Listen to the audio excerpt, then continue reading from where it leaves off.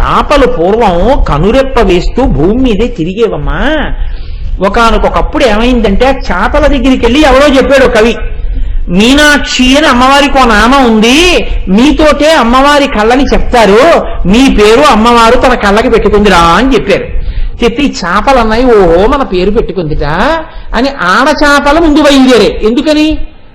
ఓ ప్రసూతి గృహానికో ఆడదాని దగ్గరికో వెళ్ళి మాట్లాడేటప్పుడు ఆడవాళ్ళు లోపలికి వెళ్ళి మాట్లాడతారు తప్ప మగవాళ్ళు మగవాళ్ళ దగ్గర కూర్చుంటారు. అంతేగాని మగవాళ్ళు వంటింట్లోకి వెళ్ళి ఆడవాళ్ళు ఇంటి యజమాని దగ్గర కూర్చుంటే అపభ్రంశంగా ఉంటుంది.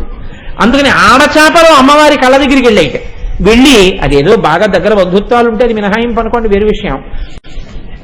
ఇప్పుడు ఈ ఆడచేపలు అమ్మవారి కన్నుల దగ్గరికి వెళ్ళి అమ్మవారి కన్నుల్ని మన పేరుతోటే పిలుస్తారట మీనాక్షి అని ఇలా చూస్తే అమ్మవారి కనురెప్ప ఇలా వేయదు, వేస్తే లోకాలకి లయమైపోతుంది, అందుకని ఇలాగే ఉంటాయి ఆ కళ్ళు.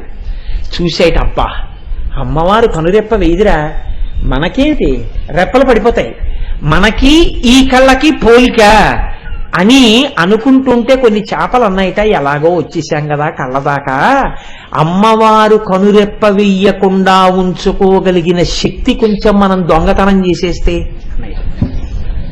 చేసేద్దాం, ఎవరికి తెలుస్తుంది అని అమ్మవారి కను రెప్ప ఎలా పడదో అలాగే రెప్ప పడకుండా ఉండగలిగిన శక్తిని చేపలు అమ్మవారి కళ్ళ దగ్గర దొంగతనం చేసేయటం. అమ్మవారి కళ్ళు ఇలా ఉండవుగా, ఇలా తిరుగుతుంటాయి. దృశాద్రాఘీయస్య ఇలా తిప్పుతుంటుంది ఆవిడ.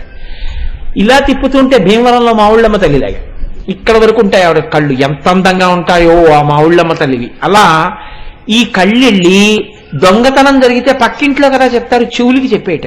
చూసే చేపలు అమ్మవారి కళ్ళ దగ్గరికి వచ్చి రెప్ప వెయ్యకుండా ఉండగలిగిన శక్తిని దొంగిలించాయి, అందుకే ఇప్పుడు చేపలు రెప్పలు వేయకుండా తిరగలుగుతున్నాయని చెప్పేట.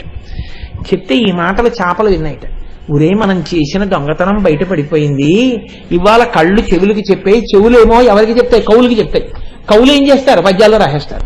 ఇక మన బతుకు బయటపడిపోయింది, మనం ఎక్కడన్నా కనపడితే దొంగ దొంగ అంటారు, అందుకని మనం భూమి తిరగద్దని నీళ్లలో తిరుగుతున్నాయమ్మా అప్పటి నుంచి అని. ఎక్కడ అసలు ఉన్మేష నిమిషోత్పన్న విపన్న భువనావళి, ఎక్కడ చేపలు నీళ్లలో తిరగడం.